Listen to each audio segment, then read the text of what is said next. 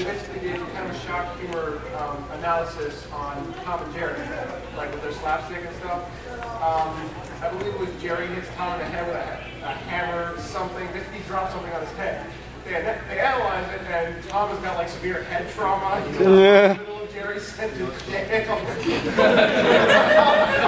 Well, and that's a good chunk of humor too. It's certainly bringing realism to a world where that did exist. You know, and there's great humor behind that too.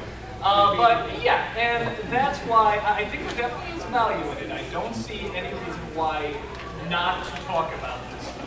But there is a time and a place for it, and that's what you must be aware of. Because like I said, there is, and I've had people contact me, actually, you know, because I've been one or two, you know, with your Ask That Guy, or like even an NC once in a while, of something that's controversial, like abortion or rape or something like that. And I mean, it has happened. And I've had people contact me, I mean, like victims of rape, that have said, you know, this really, really disturbed me and I like your stuff, I want to laugh at it, but it just is too close to home. And I would write back and I would, you know, in long letter, I mean, it's not like, you know, I'm going to that. You know, it's like, no, I would really take the time, I mean, this person's been through a lot, and discuss just the power of what humor is trying to do, and what I'm trying to do with it, that the idea is not to hurt. If anything, the idea is to help people move on and see the situation and get better and grow stronger from it. I mean, that really is, when you get down to it, the purpose of humor. That's what humor is trying to do. And a lot of these people, and there's not a ton, that's not like a lot of that we're talking about. But I mean, the few that have, I mean, I have yet to have someone be like, you know, no, you're wrong, I'm still blah, blah, blah. I mean, they usually understand. And even somebody said, you know, it helped them feel better. And once they heard that, they were suddenly sort of put in a better place, and they were trying to find how to sort of, you know, laugh at what, you know, what we can laugh at as well, and just as people. So humor can be a very, very powerful weapon, you know, to help people move on and evolve, and like I said, just so, like I said, and the same thing can be said with gross out humor. And now, I'm personally not a fan of a lot of gross out humor. But even I had to acknowledge there's always one or two that can get me, and therefore I acknowledge it. Therefore, you bring up right at the same why I like saying the gross out humor. The gross out humor is actually the stuff I like the least in that show. But even I have to laugh when Stimpy's looking for his fart.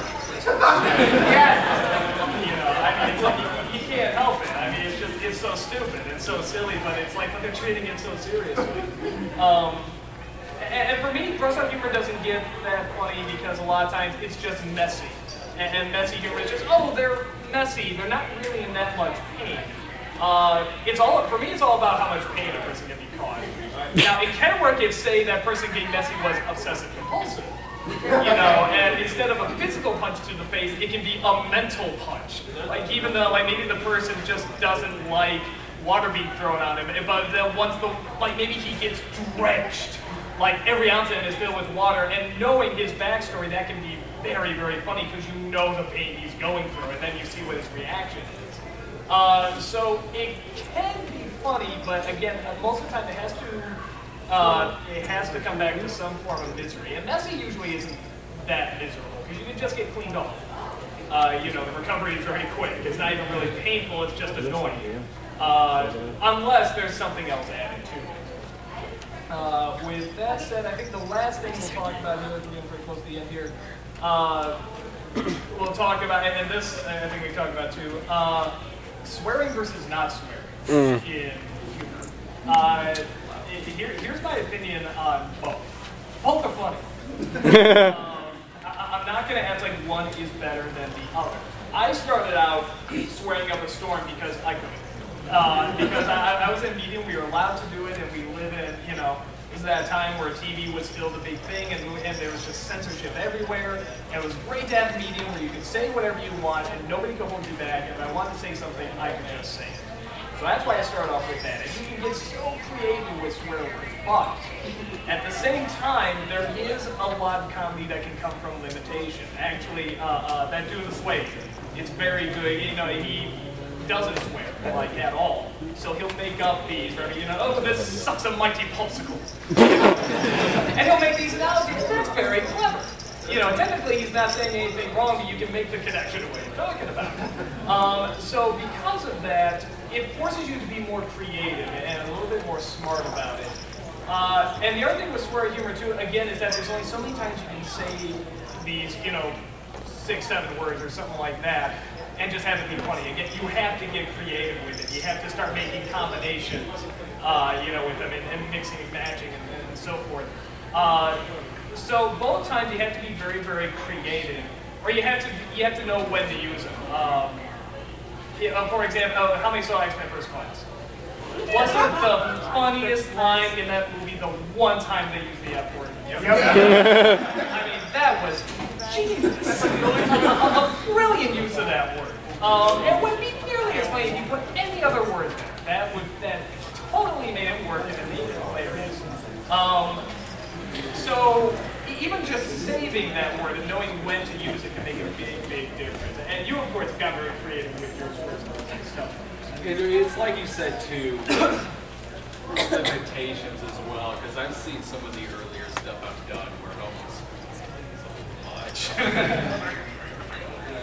All of that, but it's also true too in the sense that when you replace it with a G-rated word or something like that, and Patton Oswalt has the bit where he says that can honestly make it a lot creepier. You say to somebody like I'm gonna feel your hoo-ha with love juice. A million times creepier than if you were just saying the words. So that makes something like, there's humor that comes from that when you're watching stuff on network television that's censored. It now makes it a comedy, even if it wasn't intended as a comedy. Like in a Die Hard 2, where the line is, but he says, in the thing, he says like, "Sayonara, Mr. Falcon," which is funny because there's not a Mr. Falcon in the movie, so I don't know what he's talking about. My other favorite one is that these pedestrians on the page where they say "slung in a ditch." What? Scumbum is another one they'll say. You guys know one for Snakes on a Plane? Yeah.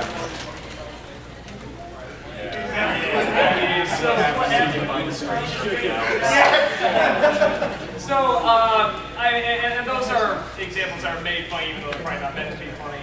But with both versions, it doesn't always have to be a bad word. It can just be you work within whatever you're given or whatever you can work with. Just be clever about it. And that's what I just take from everything like this. We talk about these things, and these are not rules. These are just patterns. These are things that we've noticed work. You can take them, you can play with them, do whatever you want with them, trial and error, try it out, try it on people, see what works, see what makes people funny, learn, listen, experiment, just be clever, have fun, and be funny, people. Thank you.